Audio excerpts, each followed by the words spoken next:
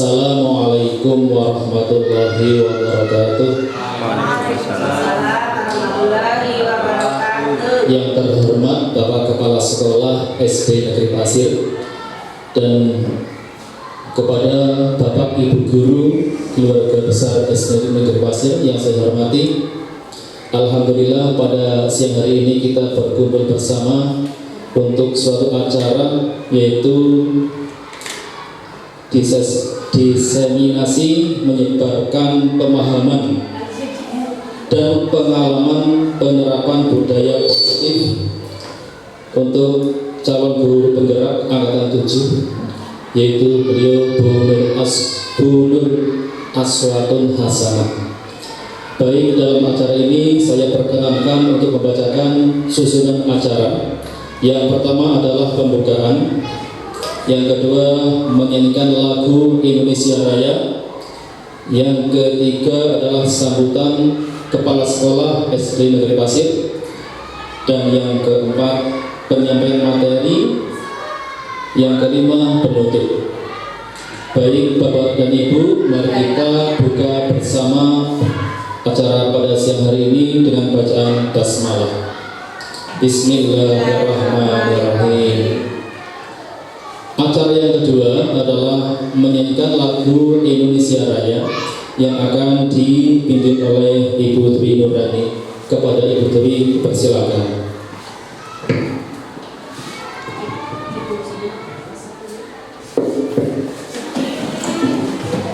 Bapak Ibu mohon berdiri. Hiduplah Indonesia Raya.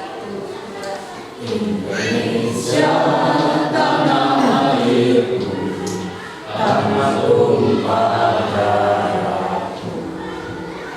Di sanalah aku berdiri, jadi pandu hidupku.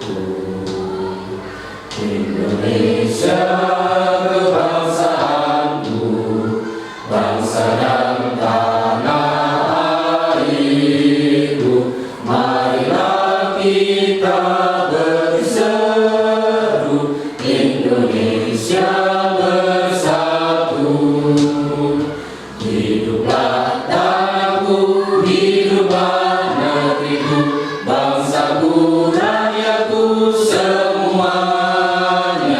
Bangunlah jiwanya, bangunlah badannya untuk Indonesia Raya. Indonesia Raya, merdeka, merdeka, tanahku, negeriku yang ku cinta. Indonesia Raya, merdeka, merdeka, hiduplah Indonesia Raya. Bapak Ibu duduk kembali.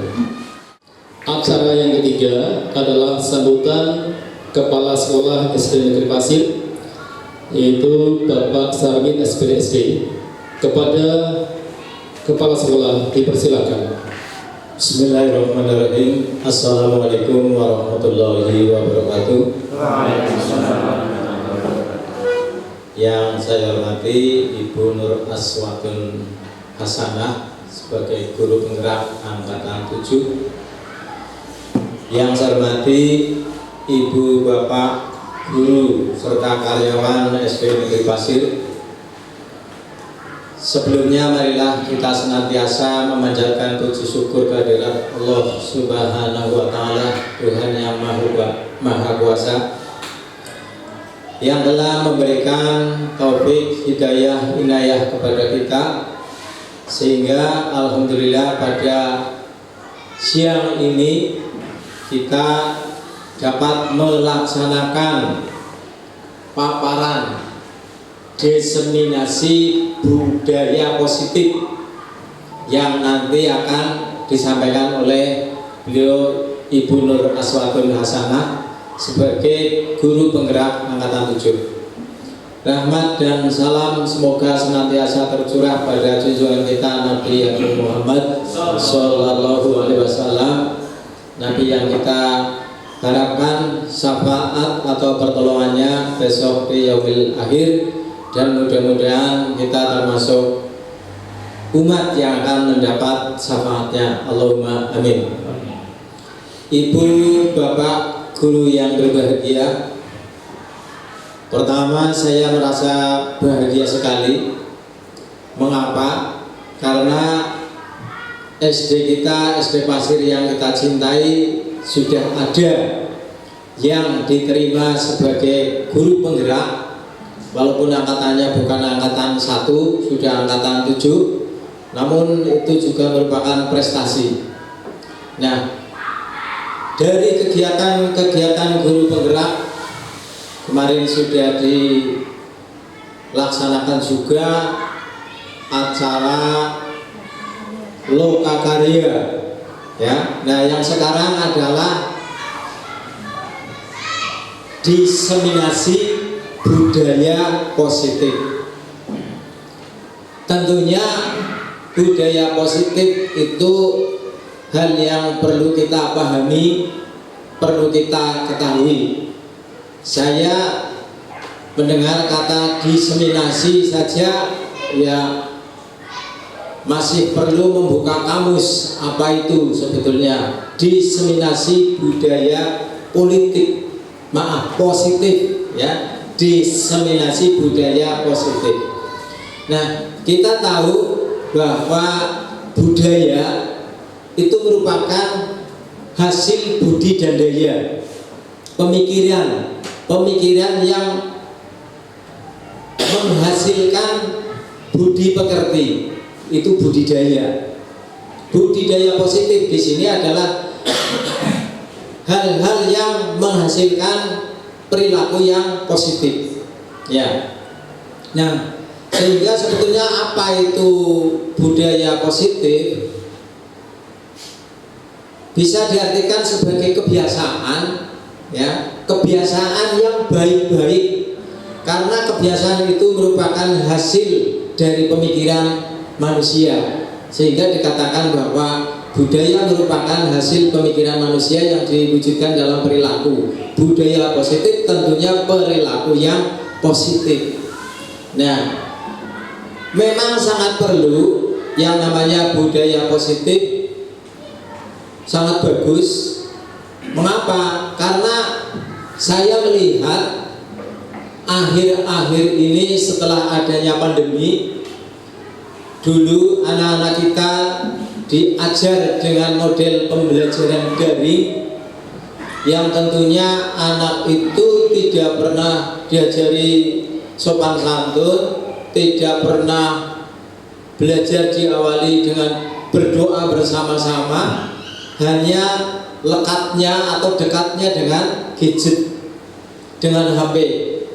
Nah, oleh sebab itu tentu ada dampak yang sangat merugikan bagi kita.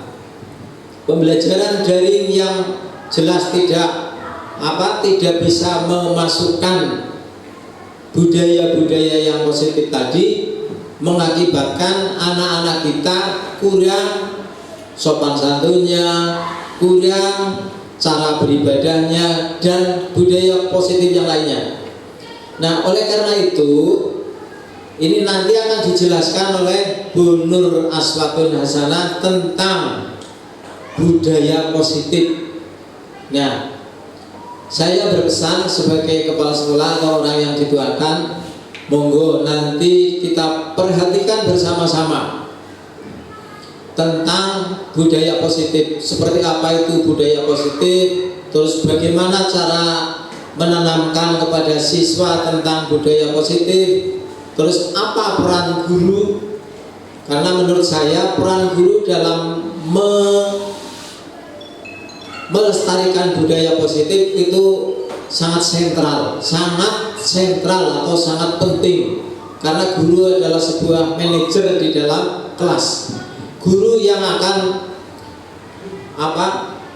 mengatur semua yang ada di kelas. Itu maka saya mengatakan bahwa guru adalah pada posisi sentral, posisi yang sangat kuat untuk membuat siswa kita mempunyai budaya positif. Nah, setelah siswa kita bisa mengamalkan budaya positif, diharapkan generasi kita akan menjadi generasi yang baik untuk melanjutkan perjuangan bangsa kita, bangsa Indonesia. Ibu bapak yang saya hormati, saya kira itu saja pesan saya. Kurang lebihnya mohon maaf. Billahi taufiq wal hidayah. Wassalamualaikum warahmatullahi wabarakatuh. Kemudian acara selanjutnya adalah penyampaian materi yang dibawakan oleh Ibu Nur Aswatul Hasanah SPSD. Kepada Ibu Nur Aswatul dipersilakan. Bismillahirrahmanirrahim. Assalamualaikum warahmatullahi wabarakatuh. Selamat siang Bapak Ibu semua. Alhamdulillah. Bagaimana kabar Bapak Ibu hari ini? Sehat? Alhamdulillah. Untuk menyemangatkan suasana, mari kita bertepuk-tepuk ria ya. Oke? Ya. Tepuk 1, tepuk 2, tepuk 3, tepuk semangat.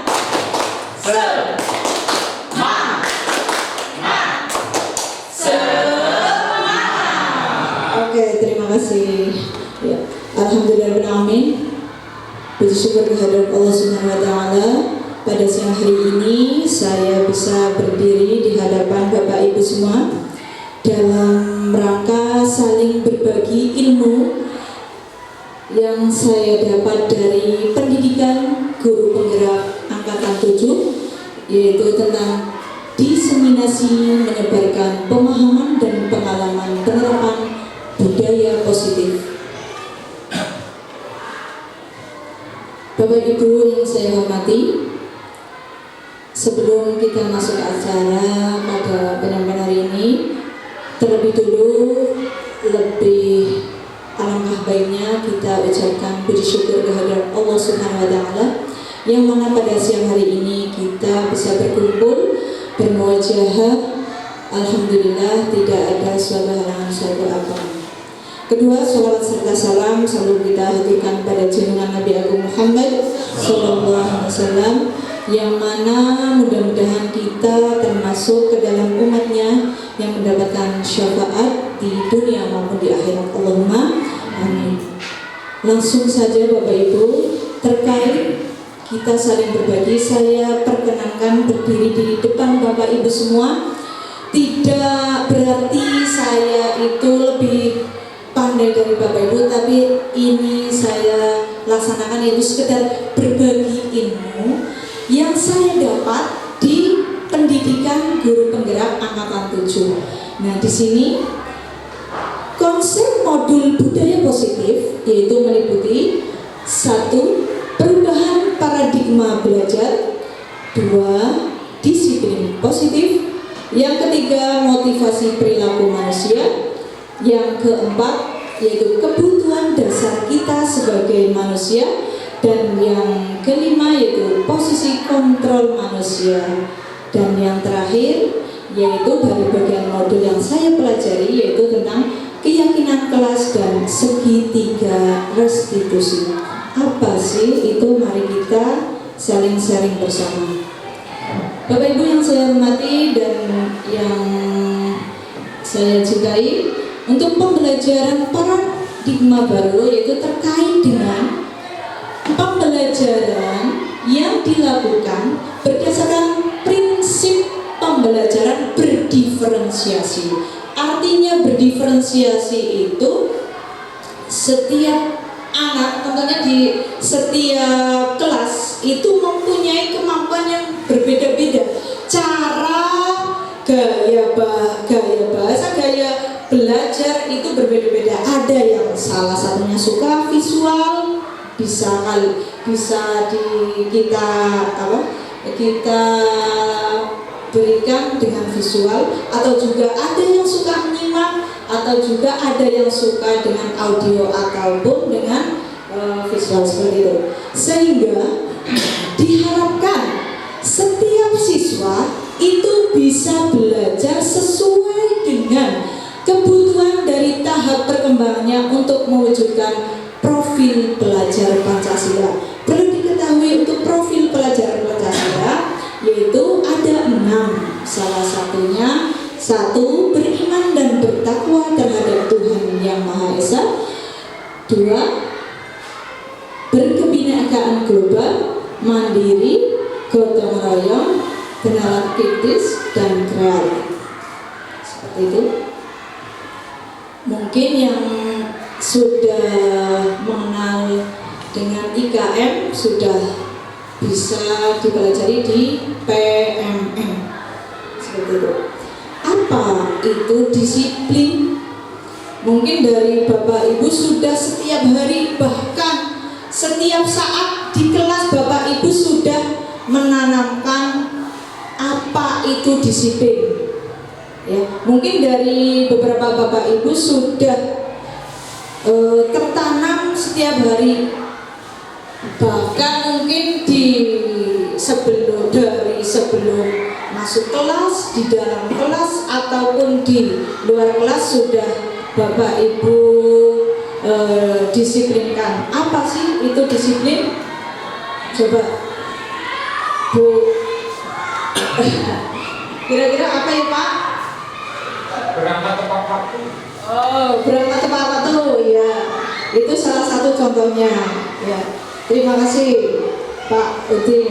Ya, di sini disiplin dalam arti di sini yaitu kita sebagai pendidik, tujuan kita adalah menciptakan anak-anak yang memiliki disiplin diri sehingga apa? Sehingga mereka berperilaku dengan mengacu kepada nilai-nilai kebajikan universal, dan memiliki motivasi intrinsik bukan ekstrinsik. Artinya di sini kebajikan universal itu yang bernilai kebaikan, dari disiplin, terus tenggang rasa, kasih sayang, terus lagi menghormati, seperti itu. Kalau motivasi intrinsik itu intinya anak itu terdorong tapi dari dalam. Contohnya dia itu punya kemauan tapi didorong dengan rasa keinginan yang mendorong tapi dalam dirinya, seperti itu. Nah, kalau intrinsik itu sifatnya dipacu dalam artian ada rangsangan seperti itu. Iya. Ya. Terus dalam budaya kita, makna disiplin yaitu khususnya kita sebagai seorang pengajar, yaitu sesuatu yang dilakukan seseorang yang melakukan kepada orang lain untuk mendapatkan sebuah kepatuhan.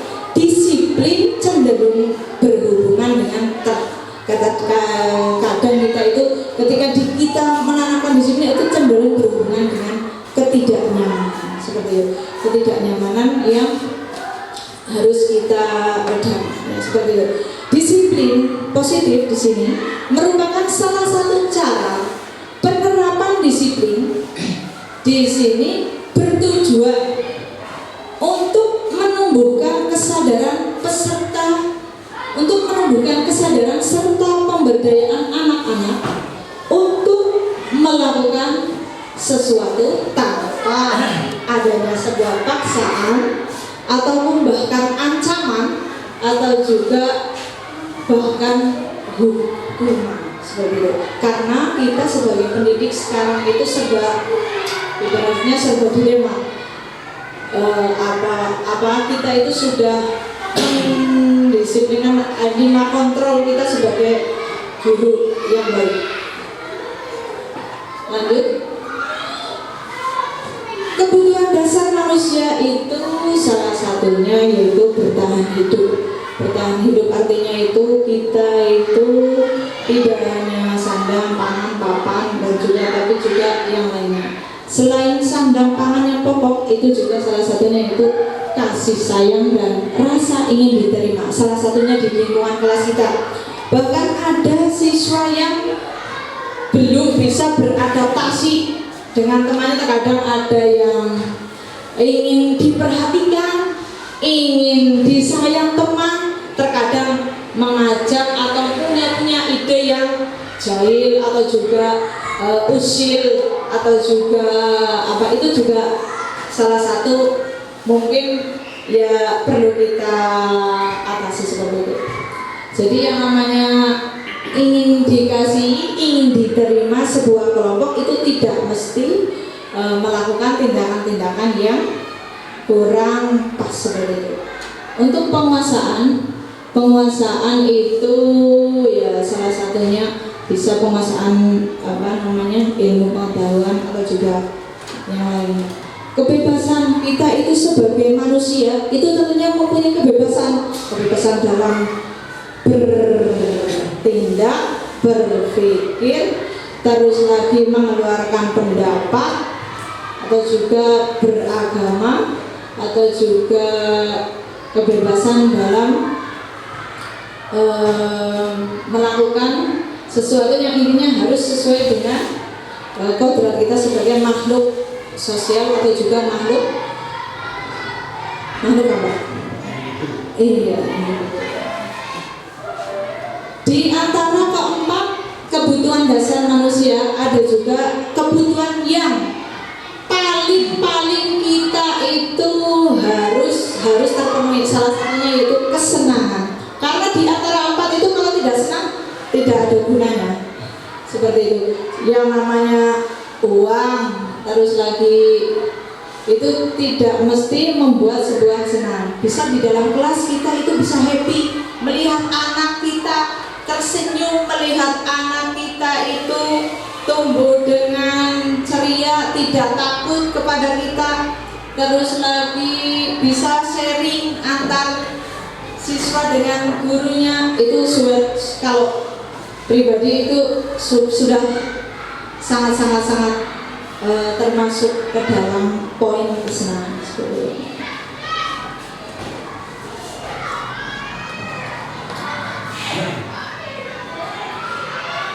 Materi berikutnya yaitu tentang motivasi perilaku manusia. Di sini kita sebagai manusia yaitu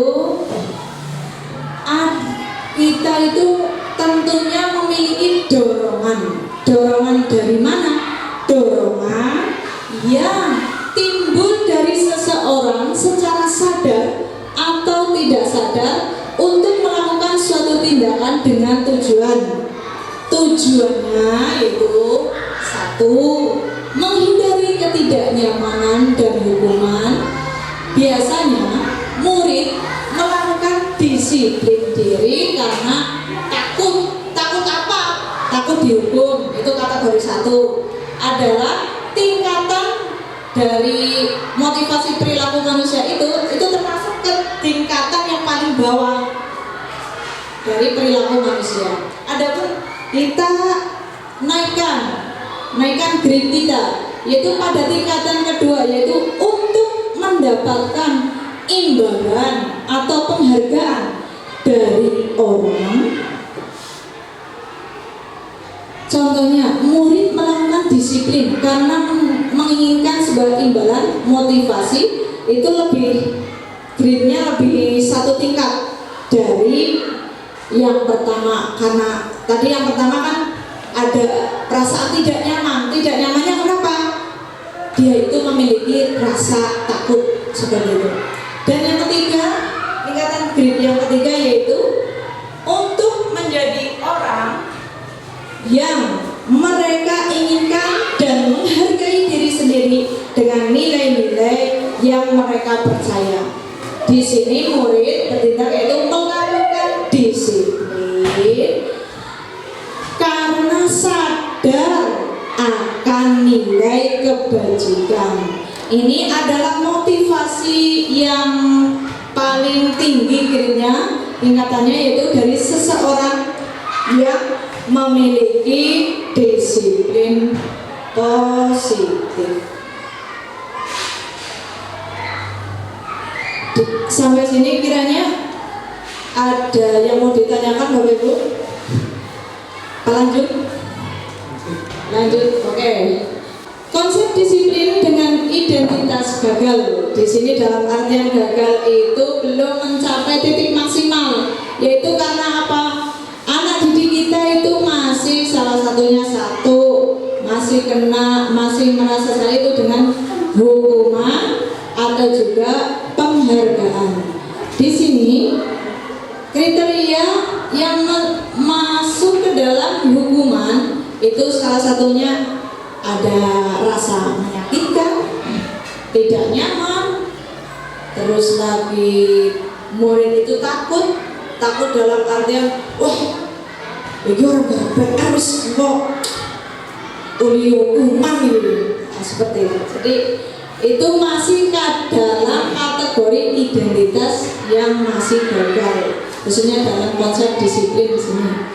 Nah, terus yang keempat yaitu memiliki keterpaksaan, dan yang kelima murid menyembunyikan kesalahannya. Misalnya sebelum ditanya, misal sebelum ditanya dia itu sudah misalnya belum mengerjakan PR itu tetap diam saja biar tidak itu kita deteksi bahwa dia belum mengerjakan PR seperti itu. Yang terakhir yaitu murid menjadi rendah diri. Rendah diri itu artinya ya agak minder diwabani PR digarap seperti itu misal.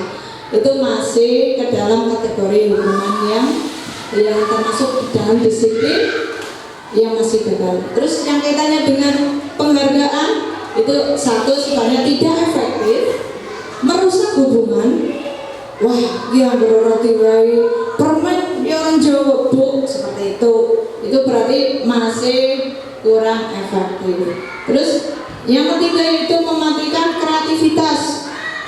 Ibaratnya kalau tidak diiming-iming dia itu tidak berimajinasi, tidak ingin maju. Murid kita tidak ingin intinya maju seperti itulah. Terus yang keempat yaitu menghukum dengan sistem ranking. Artinya ranking itu dari 1 sampai sejumlah siswa. Makanya dari kurikulum sekarang, kurikulum Merdeka itu tidak ada sistem rankingnya seperti itu.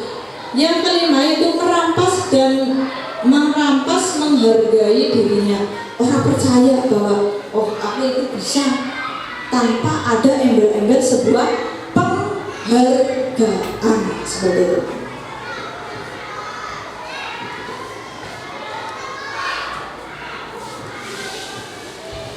Berikutnya yaitu tentang konsep disiplin dengan identitas yang sukses.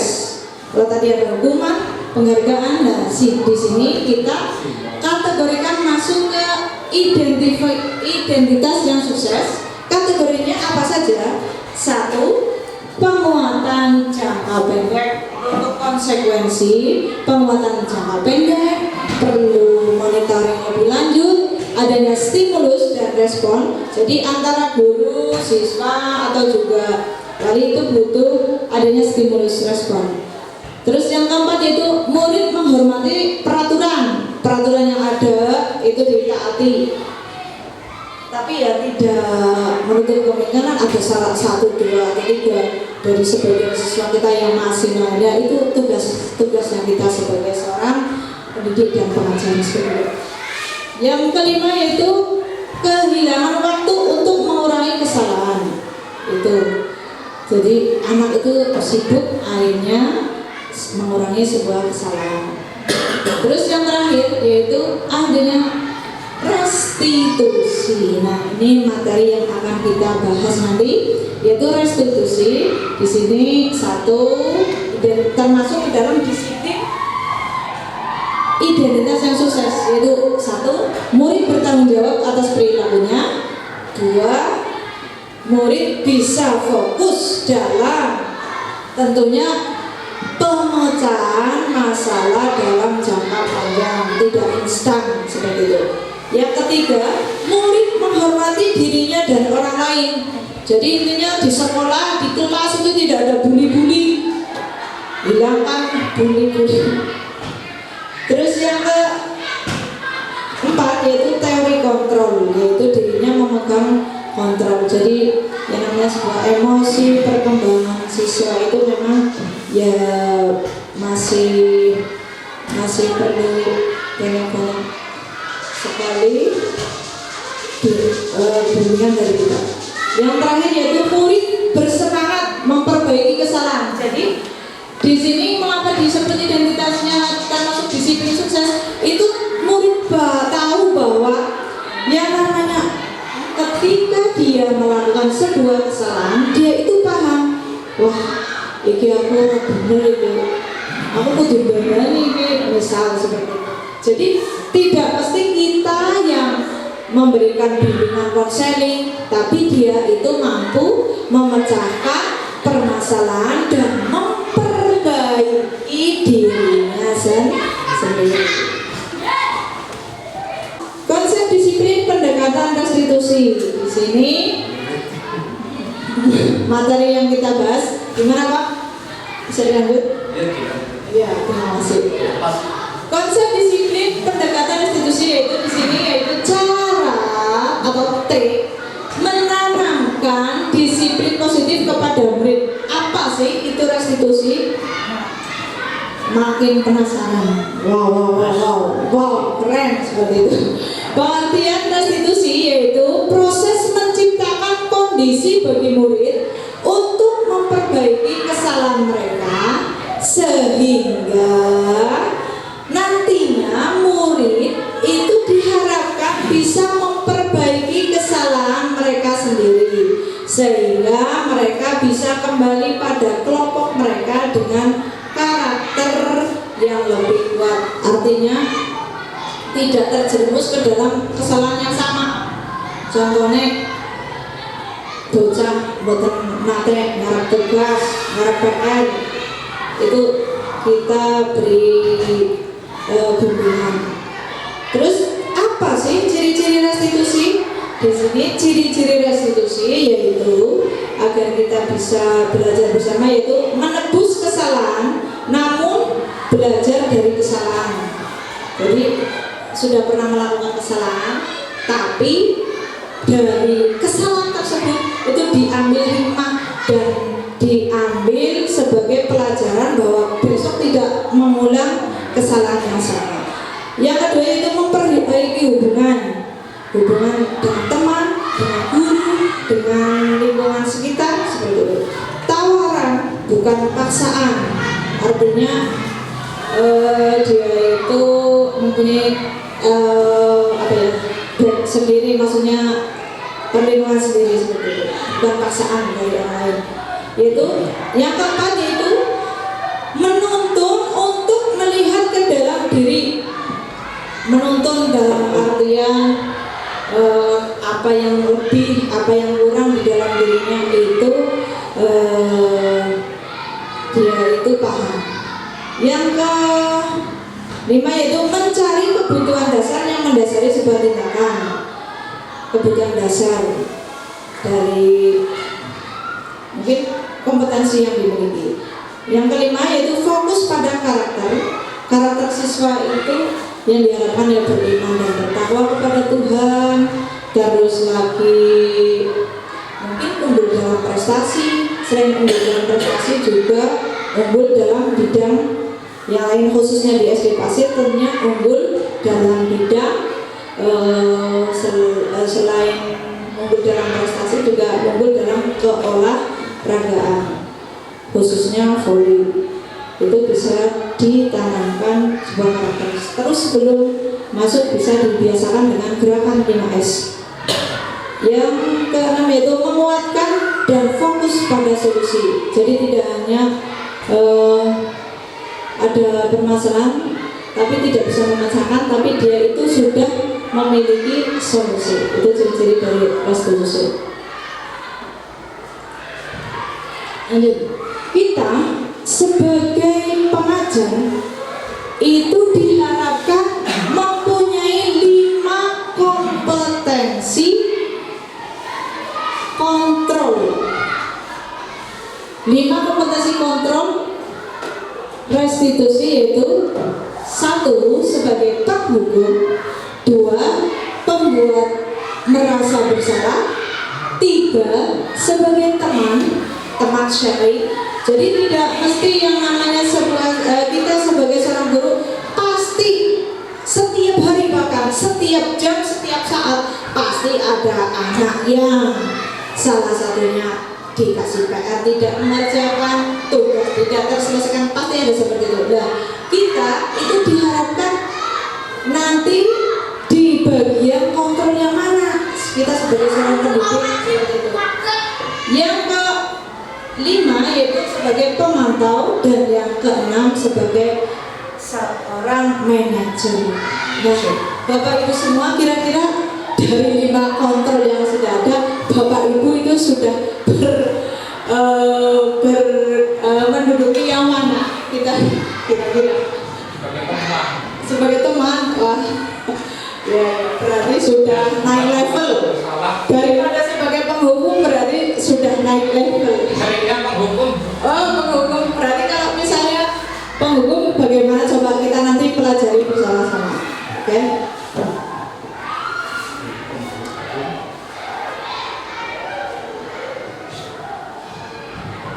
Di sini saya akan mencontohkan yaitu contoh penerapan posisi kontrol, yaitu sebagai seorang siswa. Misalnya, ini misal ada sebuah kasus ini, misalnya taruhlah si Juna terlambat ke sekolah, atau juga Juna itu tidak mengerjakan PR. Nah, kira-kira kalau kita berkedudukan sebagai penghukum itu gaya bahasa atau juga gaya memberikan sebuah solusi atau juga ibaratnya perhatian kepada Juna itu bagaimana? Kalau kita sebagai seorang penghukum itu biasanya kalau sebagai penghukum misalnya patuhilah aturan yang ada di sekolah, lalu berdiri sambil di depan kelas misalnya seperti ini, nanteng sambil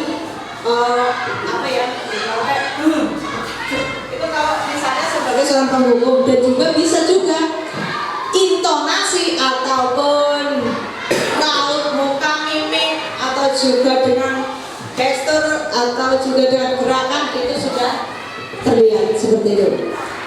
Sedangkan tingkatan yang kedua sebagai posisi kontrol yaitu pembuat rasa bersalah. Contohnya misalnya pada kalimat, sudah berapa kali ibu peringatkan Bu Guru sangat kecewa kepadamu. Itu misalnya dalam sebuah kata seperti itu. Nah, terus tingkatan yang ketiga yaitu kita sebagai teman di kelas. Contohnya di sini sebagai posisi kontrol, ayolah saling jaga ketertiban bersama buat Bu Guru bangga. Kali ini tidak apa-apa kamu salah. Misal seperti itu. Dan yang keempat, misal kita berkedudukan sebagai pemantau, itu bisa menggunakan kalimat seperti ini. Kamu sudah melanggar. Apakah kamu tahu peraturan dengan konsekuensinya? Misal kalau kalimat sebagai pemantau, lah kita sebagai manajer contohnya, misal pada kalimat seperti ini. Apakah kamu tahu kesalahanmu? Kira-kira bagaimana kamu memperbaikinya? Itu seperti itu. Itu beberapa contoh kalimat pada penerapan posisi kontrol kita sebagai pengajar dan pendidik. Seperti itu. Lanjut ya. Ada pertanyaan? Iya. Lanjut, oke. Kita lanjutkan yaitu keyakinan kelas. Di sini kita berjumlah 12 kelas, itu tidak menutup kemungkinan itu bisa sejumlah 12 keyakinan kelas. Sebab apa? Satu kelas itu mempunyai keyakinan yang berbeda-beda berdasarkan inisiatif dari anak-anak kita. Misalkan dalam satu kelas ada 28, menuliskan di itu kita koreksi kira-kira keinginan apa yang diinginkan oleh anak-anak didik kita. Itu terkait dengan keyakinan kelas. Tidak menutup kemungkinan besok tahun-tahun berikutnya Bapak Ibu menciptakan keyakinan kelas di kelas Bapak Ibu masing-masing sebagai kelas impian, bisa seperti itu. Ada pun langkah-langkah membuat keyakinan kelas. Salah satunya berdiskusi tentang peraturan, merumuskan peraturan menjadi keyakinan, dan yang terakhir yaitu menempelkan keyakinan pada kertas yang sudah disediakan. Lanjut, tahapan-tahapan pembentukan keyakinan kelas. Salah satunya, 1. Lebih abstrak dari peraturan. Jadi tidak mesti tidak mesti abstrak dari peraturan, maksudnya boten sami kali peraturan seperti itu. Yang kedua, berupa pernyataan universal. Universal itu menyeluruh dan nanti bisa kita rangkul dengan kalimat-kalimat positif yang lebih baik. Berikutnya, dibuat dalam bentuk kalimat positif. Itu tadi sudah disebutkan. Yang keempat, yaitu sedikit saja akan mudah diingat. Jadi tidak galer-galer, tidak panjang lebar, tapi yang penting mudah diingat oleh anak-anak, seperti itu. Terus yang berikutnya yaitu sesuai dengan kondisi kelas dan sekolah agar mudah diterapkan sesuai dengan kelas masing-masing. Misalnya saya mengajar di kelas 1, itu ya berarti sesuaikan dengan posisi atau sesuai dengan kondisi kelas 1, tidak terlalu tinggi seperti itu. Dan yang terakhir yaitu semua warga kelas dilibatkan saat membuat, tidak yang pintar-pintar saja, tidak yang sedang-sedang saja, tapi semuanya terlibat dan menyepakati bahwa sudah ada atau sudah disepakati adanya keyakinan kelas. Lanjut, segitiga restitusi yaitu proses menciptakan kondisi bagi murid untuk memperbaiki kesalahan mereka sehingga mereka bisa kembali pada kelompoknya. Adapun beberapa tahapan segitiga restitusi yaitu 1.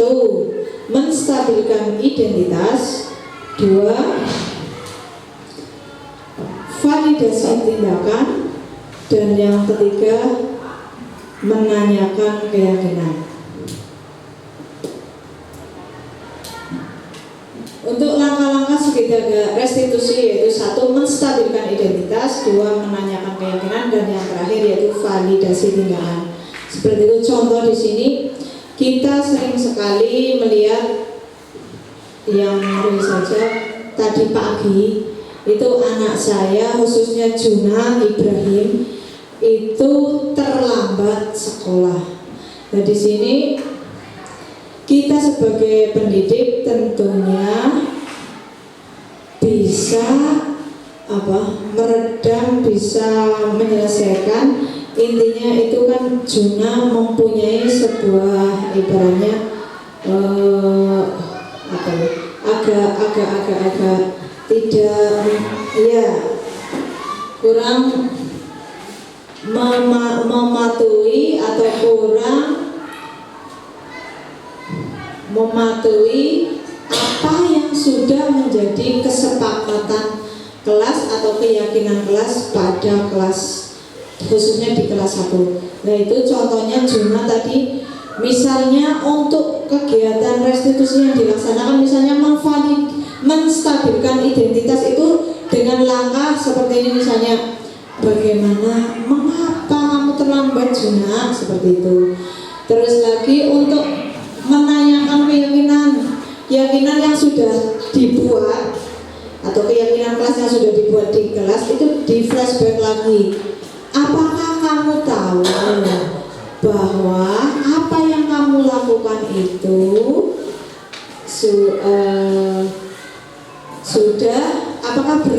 sudah apakah kamu sudah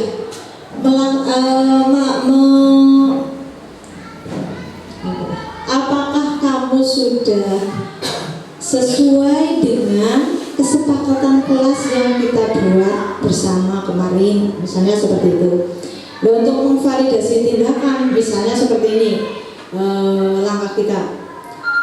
Nah, kiranya dari tindakan kamu tadi terlambat, kira-kira apa yang Bu Guru, apa yang perlu kamu lakukan agar tidak terlambat lagi, misal seperti itu untuk tindakan validasinya. Nanti bisa jawabannya variatif, bisa tidur lebih awal, terus lagi siap-siap lebih awal, datang tepat waktu, seperti itu untuk validasi tindakannya.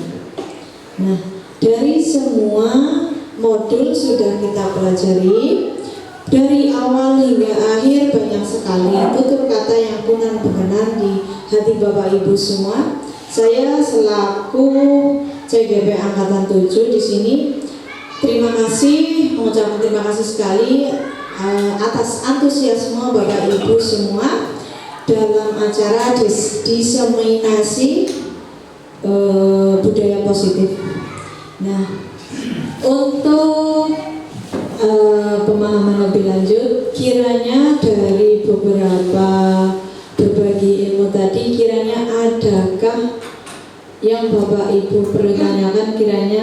Sekiranya ada, saya buka untuk satu sesi dengan 3 pertanyaan.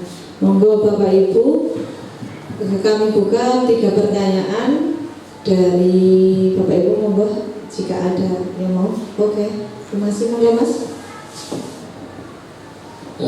Terkait dengan tadi adanya motivasi, apa saja contoh dari motivasi? Biasanya kan kalau motivasi ada dari dalam dan dari luar. Nah, coba sebutkan contoh motivasi intrinsik dan ekstrinsik. Terima kasih.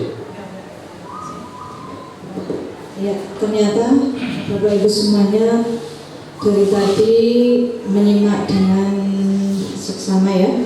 Di sini dari pertanyaan Pak Rijal tadi, kira-kira apa contoh dari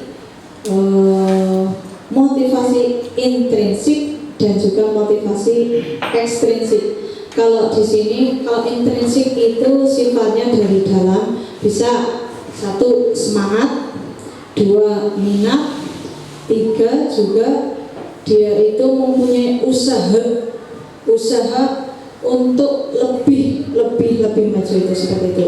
Kalau dari dalam, jadi dia itu mempunyai power, ibaratnya apa ya? Udah punya niatan dari dalam diri seperti itu. Kalau unsur motivasi intrinsik itu bisa dari teman, itu juga bisa menguatkan, dari Bapak Ibu juga bisa. Terus ada juga yang sekiranya memotivasi, terkadang ada teman masa kayak gitu kok belum bisa, terkadang itu juga menjadi semangat agar dia itu bisa terdorong untuk lebih meningkatkan, misalnya khususnya dalam pola belajar seperti itu. Kiranya mungkin penjelasan itu mungkin dari Bapak Kepala Sekolah ada yang ditambahkan? Tidak ada. Oke. Kami buka untuk pertanyaan kedua, monggo. Ya, silakan Ibu. Ya, terima kasih waktunya. Tadi sudah disampaikan dan dipaparkan di depan, tapi saya kurang sedikit paham di antara 5 kontrol restitusi. Dari kelima kontrol restitusi, posisi yang paling cocok untuk kita sebagai pendidik di antara 5 itu, yang paling cocok adalah yang mana? Terima kasih. Monggo. Kita beri aplaus dulu untuk Pak Rijal. Oke, terima kasih pertanyaan dari Pak Rijal dan Bu Nati, sangat-sangat Keren sekali.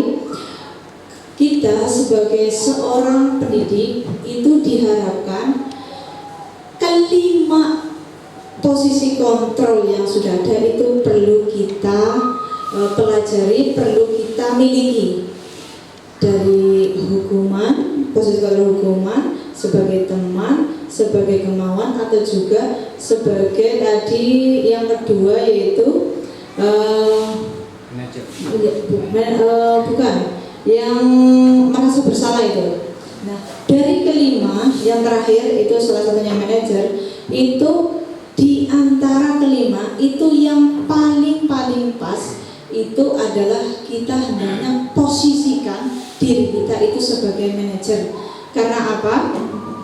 Dari kelima posisi kontrol itu yang paling basicnya itu yang paling pas itu adalah sebagai manajer. Contohnya yang real saja, ketika kita sebagai seorang pendidik itu hendaknya sebelum menjas atau ibaratnya anak itu kan ya itu jangan langsung misalnya kenapa kamu tidak pakai sepatu, misal seperti itu. Kalau tidak pakai sepatu hitam, pulang ambil, seperti itu contoh sebagai penghukum. Kalau bersalah itu tadi sudah dicontohkan. Nah, kita sebagai seorang misalnya sebagai manajer itu kita klarifikasi dulu dari validasi identitas, terus lagi menanyakan keyakinan, dan yang terakhir, tahapan yang terakhir adalah sebagai kita memvalidasi sebuah tindakan. Contohnya kita, mengapa kamu tidak memakai sepatu hitam? Alasannya kenapa? Apakah yang kamu lakukan sudah sesuai dengan keyakinan kelas yang kita sepakati bersama, seperti itu. Dan yang terakhir, kita menggali. Kita itu tidak memberikan solusi, tapi menggali dari siswa tersebut.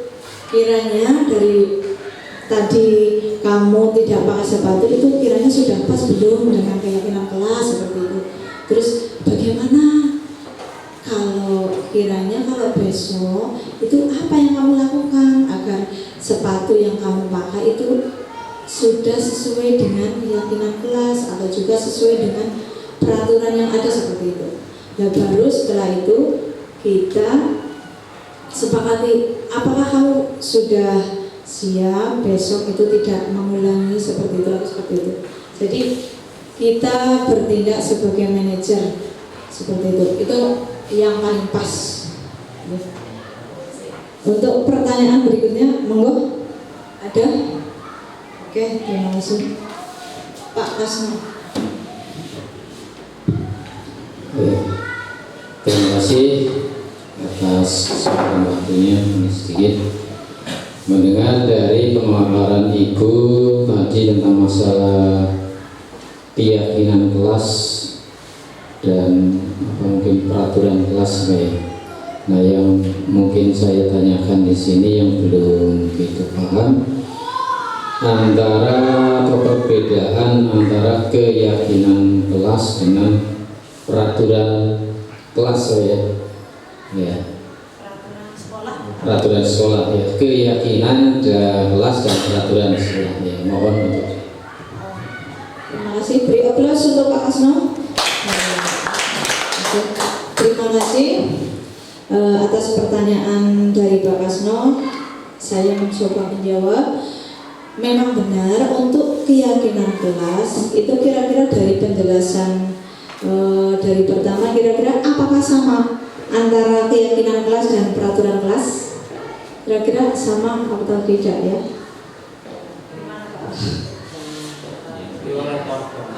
Antara keyakinan kelas dan peraturan yang ada di kelas ataupun di sekolah ya. Biasanya kalau keyakinan kelas itu dibuat di dalam kelas tersebut dan merupakan kelas impian apa loh yang diinginkan di kelas tersebut, misalnya seperti itu. Jadi misalnya ini jumlahnya 20 atau 15 ya, 15 itu bisa menuliskan rincian-rinciannya nanti setelah itu dipilah-pilah. Setelah dipilah-pilah nanti dari kalimat yang sudah ada kita buat kalimat positif. Setelah buat kalimat positif, baru kita nyatakan apakah ini sudah sesuai, sudah pas sesuai dengan keinginan kalian. Seperti nanti ketika sudah sepakat berarti kita sepakati bersama, itu namanya keyakinan kelas. Nah, perbedaannya di sini yang namanya keyakinan kelas itu sifatnya lebih abstrak. Sedangkan untuk peraturan kelas atau peraturan itu dibuat secara lebih mendetail dan konkret, artinya bisa terlihat kayak gitu, seperti itu. Mungkin dari Bapak Kepala ada yang mau menambahkan? Ya, cukup. Oh, cukup. Gimana Pak? Ya. Pak Rizal? Ya, Bu? Sudah? Oke. Mudah-mudahan ilmu yang saya bagikan ini bisa bermanfaat bagi Bapak Ibu semua, dan kedepannya mudah-mudahan kita mulai bergerak menggerakkan semua yang ada pada potensi anak kita. Nantinya insya Allah dengan ilmu yang sudah kita pelajari ini bisa menjadikan anak-anak didik kita itu lebih wow, lebih berprestasi, lebih unggul, dan juga yang utama yaitu berakhlak mulia. Terima kasih. Wassalamualaikum warahmatullahi wabarakatuh.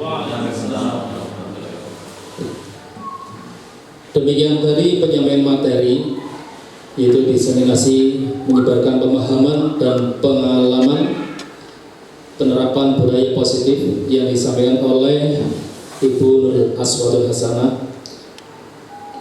SPDSD.